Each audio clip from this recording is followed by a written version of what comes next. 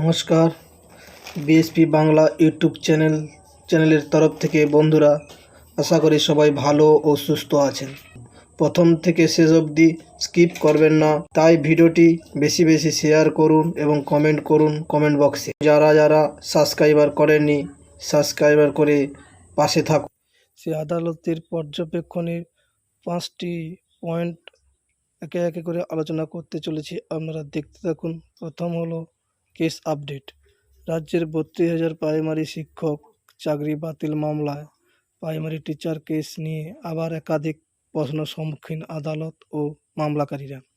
গতকাল কলকাতা উচ্চ আদালতে এই মামলা সংক্রান্ত শুনানিতে পশ্চিমবঙ্গের এই বিপুল সংখ্যক শিক্ষকের ভবিষ্যৎ ঠিক করল কলকাতা হাইকোর্ট।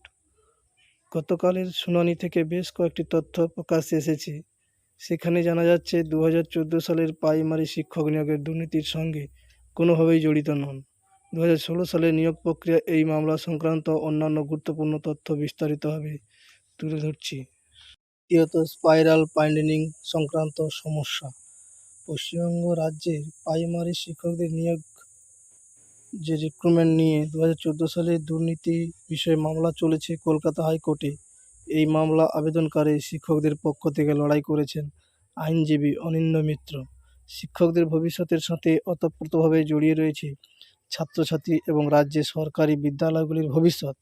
সব মিলিয়ে এই মামলা এবং প্রত্যেকটি শুনানি প্রচণ্ড পরিমাণে গুরুত্বপূর্ণ।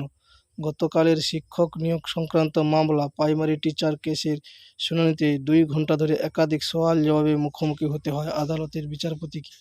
এই গোটা 2 ঘন্টা শিক্ষকদের আইনজীবী বিভিন্ন প্রান্তের মাধ্যমে একাধিক বিষয়ের দিকে ইঙ্গিত করেছেন। আবেদনকারীর তরফ থেকে জমা করা স্পাইরাল বাইন্ডিং করা একাধিক নথি নিয়ে সমস্যার সম্মুখীন এখন আদালত। এই স্পাইরাল বাইন্ডিং করা নথিতে কম একাডেমি স্কুলে থাকার পরেও অ্যাপটিটিউড টেস্ট এর বেশি নম্বর প্রমাণ রয়েছে। এই ঘটনার সত্যতা নিয়ে প্রশ্ন তুলেছেন আইনজীবী। এর মূল কারণ হলো এই সমস্ত নথি শুনানির মাঝপথে জমা করা হয়।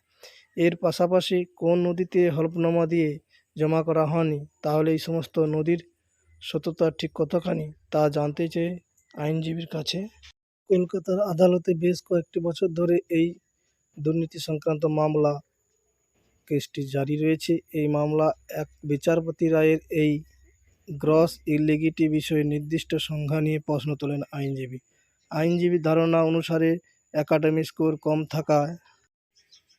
থাকার পরেও অ্যাপটিটিউড টেস্ট বেশি নম্বর দেওয়ার বিষয়কে কোনোভাবে দুর্নীতি বলে ধার্য করা যায় না। তৃতীয়ত, একক বিচারপতি রায়ের পর্যালোচনা। কলকাতা আদালতে বিচারপতির তরফে এই সমস্ত একাধিক সওয়ালের বিষয়ে বেশ কয়েকটি গুরুত্বপূর্ণ পর্যবেক্ষণ নোট করা হয়েছে।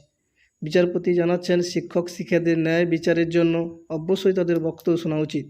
এর ফলে 32,000 শিক্ষকের চাকরি বাতিলের বিষয়ে গুরুত্বপূর্ণ পদক্ষেপ নিতে পারবে আদালত। এর পাশাপাশি আবেদনকারীদের দাবি অনুসারে কোনো রকম অ্যাপটিটিউড টেস্ট নেওয়া হয়নি, যদিও এই বিষয়ে শুধুমাত্র মৌখিকভাবে দাবি করা হয়েছিল। এর সপক্ষে কোনো প্রমাণ বা যুক্তি দিতে পারেনি আবেদনকারীরা। এর ফলে এই বিষয়ে সততা নিয়ে যথেষ্ট দ্বিধাদ্বন্দ্বের মধ্যে রয়েছে আদালত। সাবস্ক্রাইবার করুন, পাশে থাকুন, যাতে করে আমি আমার চ্যানেলকে এগিয়ে নিয়ে যেতে পারি আপনাদের প্রচেষ্টায়। আশা করি ভিডিওটি ভালো লাগবে।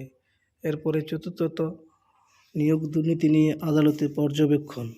আইনজীবী এদিন স্পষ্ট করেছেন, 2014 সালে primary teacher eligibility test case সংক্রান্ত নিয়োগ দুর্নীতির সঙ্গে কোনোভাবেই 2016 সালে নিয়োগ প্রক্রিয়া সংক্রান্ত দুর্নীতির তুলনা চলে না। এই দুটির মধ্যে কোনো সংযোগ নেই বলে তাদের দাবি।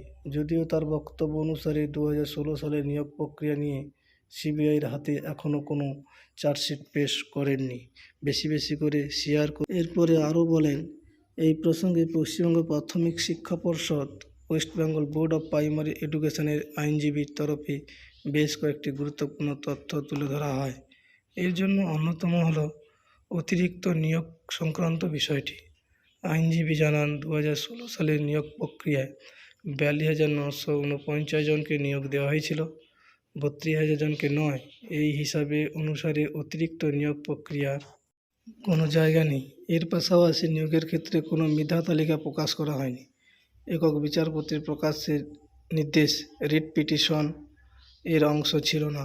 প্রাইমারি শিক্ষক শিক্ষিকা নিয়োগের সমস্ত প্রক্রিয়া শেষ হয়ে যাওয়ার 5 বছর পর এই রিট পিটিশন দায়ের করা হয়েছিল, যার ফলে মামলাটির বৈধতা নিয়ে প্রশ্ন তোলা হয়েছে সরকারি আইনজীবীর পক্ষ থেকে। সব মিলিয়ে একাধিক সমস্যার সম্মুখীন এখন কলকাতা উচ্চ আদালত। পর্যবেক্ষণে সাবস্ক্রাইব করুন, পাশে থাকুন। এরকম টাইপের ভিডিও দিলে সবার আগে পৌঁছে যাবে। আশা করি সবাই ভালো এবং সুস্থ আছেন। থ্যাংক